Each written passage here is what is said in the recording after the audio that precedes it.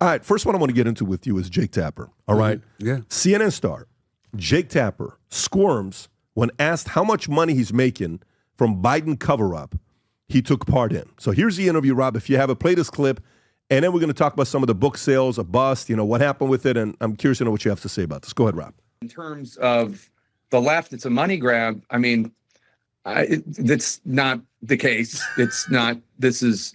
I don't want to get into where my money comes from, but I'm. CNN is my main job, and that's where my main source of income by far. Very few people write books to make money.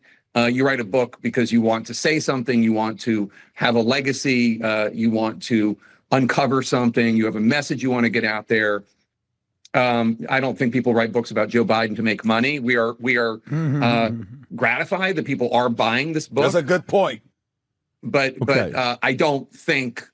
I mean, the idea that I would do this for money is it's silly and not true. All right. Tapper's denial of financial motives exposes the hypocrisy of mainstream media. His substantial book advance contradicts the narrative that journalistic integrity is prioritized over profit, revealing a deeper agenda influenced by corporate interests. All right, so you can pause that. Who's his publisher, Pat? For a guy like that, you get a multi-seven-figure deal. Jake Tapper doesn't get a small advance. He gets a big advance. Now, here's the numbers. When you look at what's going on, and when he says, I make most of my money from CNN, he does make good amount of money from CNN. But the book, they did pay him very well. CNN pays him, I think, $7 million a year is his 2024 contract. He's making roughly $7 million a year. So let's go through this on his book, how it did. Rob, what page do we have that on? Boom, boom, boom, boom, boom. That is page 13. Okay, let me go to page 13 to see how his book did. Okay, so here's some data on how the book did. Jake Tapper's book, Sales, a bust. Rating dropped to decade low. Book original saying co-author with Axios reporter Alex Thompson sold 57,000 units in its first week, despite heavy promotion, a figure dwarfed by Bob Woodward's Fear, Trump in the White House, which sold 1.1 million copies in its first week, as reported by publisher Simon & Schuster. The article notes Tapper's attempt to exonerate the regime media and the Democratic Party for covering up former Biden's mental decline failed to resonate even with Democrats due to Tapper's lack of credibility. The lead with Jake Tapper on CNN saw a 25% viewership drop, averaging 525,000 total viewership from April 28th to May 25th, the lowest since 2015. That is 10 years ago, capturing only 11% of the cable news audience share compared to MSNBC's 21%, Fox's 68%. Stephen A., what do you think went wrong here? I think that when you see, first of all, it started with MSNBC.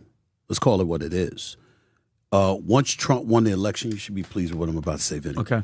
Once Trump won the election, a message was sent. We heard everything that y'all had to say. We weren't buying it. But when you saw the reversal, the mea culpas, the Morning Joes going to Mar-a-Lago and others, we're like, see, we nobody's hearing it. Feed into what you were saying about what we're not buying. And then, unlike the typical voter out there, you are the news networks. Folks were relying upon you to deliver the goods.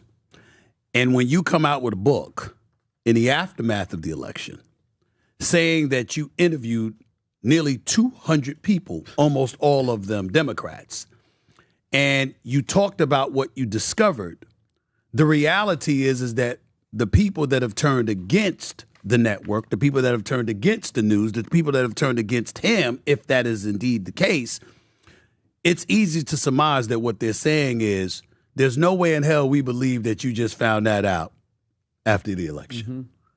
We believe you knew it before the election, and you didn't tell us.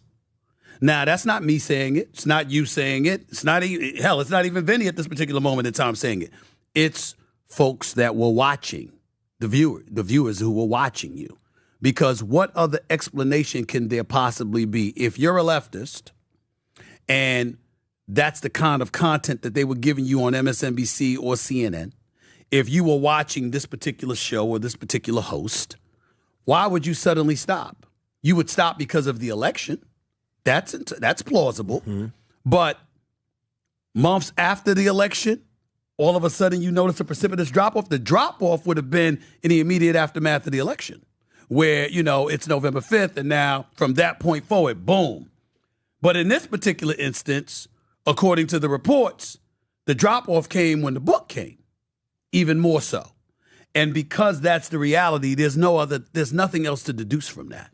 So, okay, let me ask you this other question for you. So let's compare you to Jake real quick, okay?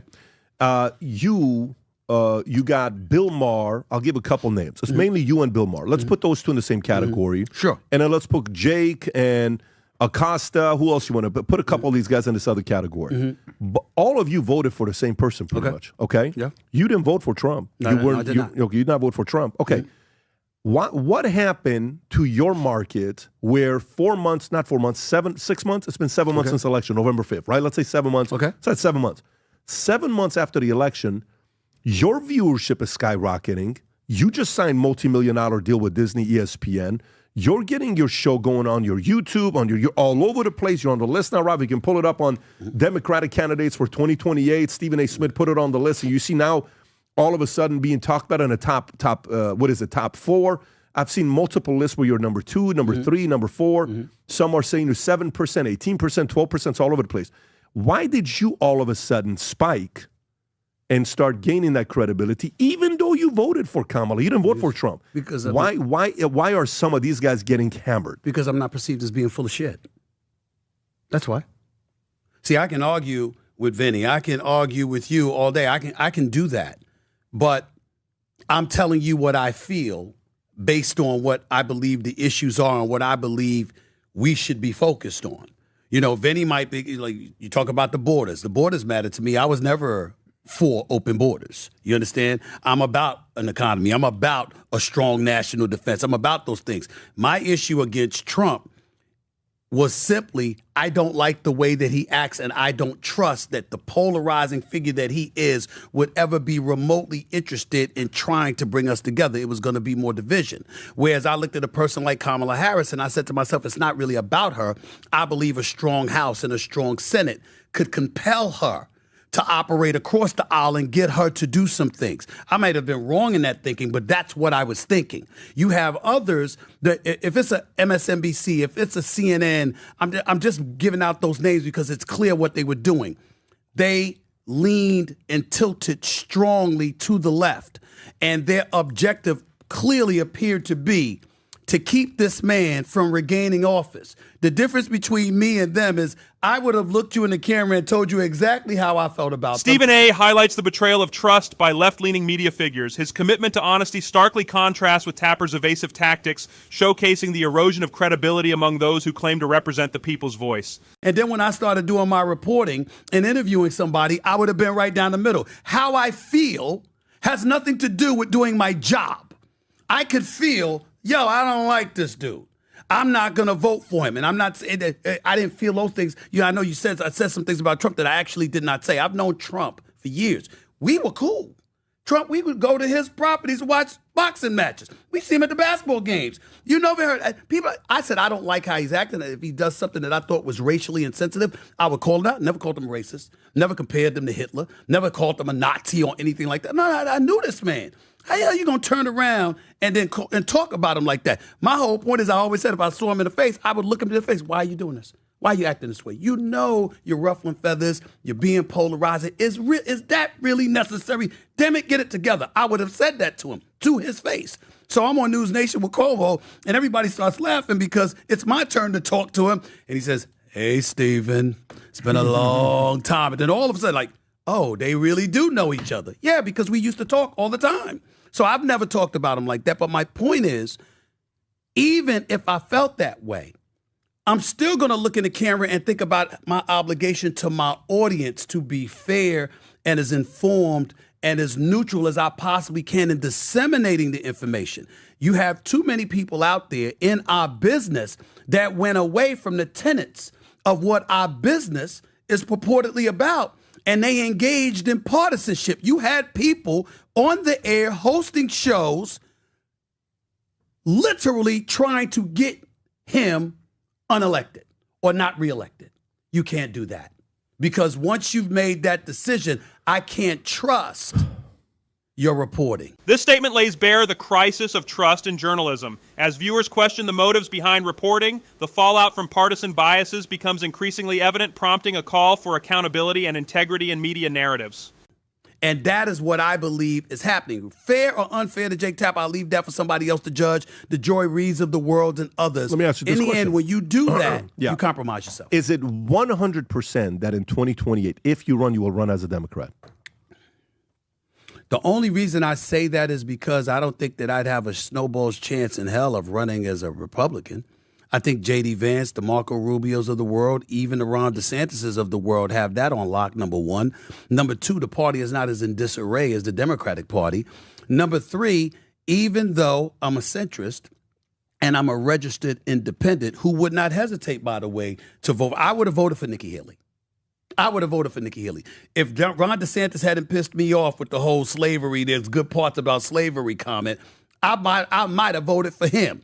That was my issue with him. Trump, obviously, it's his behavior more so than anything else. But I had no problem with Nikki Haley. I'm friends with Governor Chris Christie, former governor of New Jersey. He and I talk all the time. I've known it. So I look at that, and their party is not as much in disarray.